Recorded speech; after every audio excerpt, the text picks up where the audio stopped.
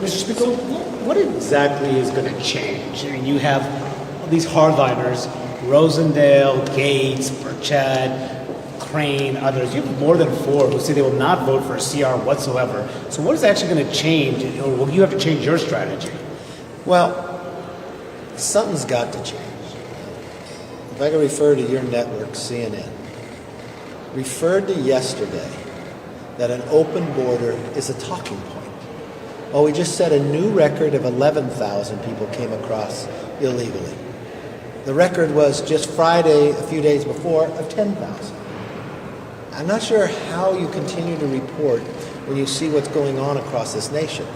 To continue to fund the government to secure the border, I think members should be able to be for that. I don't know why they wouldn't. I'm not quite understanding how shutting the government down by not paying your border agents, when I look today, I see border agents bloody when the fights along the border because of the cartels, our military not being paid. I don't see how that makes your case stronger.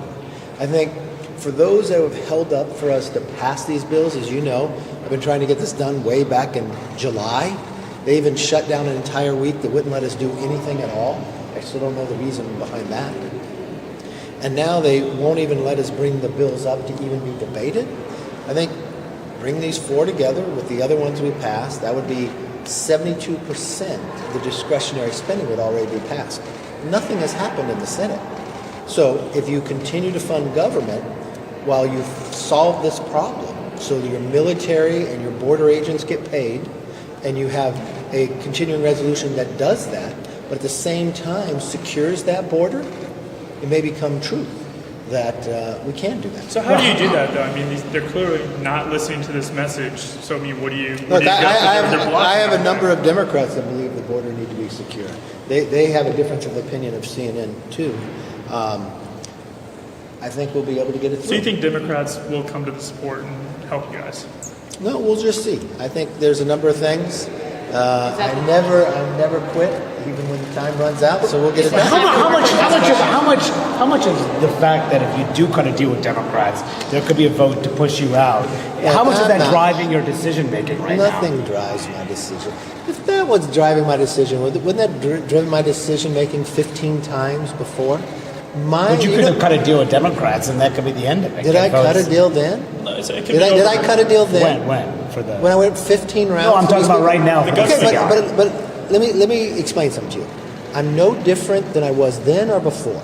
My whole focus, what's in my mind, what drives me, is the American people.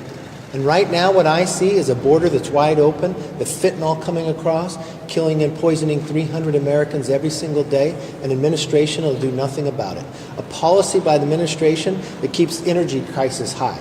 That's why we passed a bill to lower oil costs. I watched this president, foreign policy, pull us out of Afghanistan, and now our allies are turning towards China. I've now watched this president have to evacuate 5 embassies. I watched this president who said he was the union president that now has them striking. I watched this president who was loved by Hollywood, that they're just now finishing a 5-month strike. I've watched people have a hard time to survive in this Biden economy because of inflation. So that drives me to solve those problems. I'm not worried if someone makes a motion. I'm not worried if somebody votes no. I'm going to wake up each and every day with the same thing that drives my opinion of what needs to be done, solving these problems, and that's what I'm going to do. And I'm going to work with people who want to get that done. Some of those problems could be solved tomorrow if you work with Democrats, so couldn't it?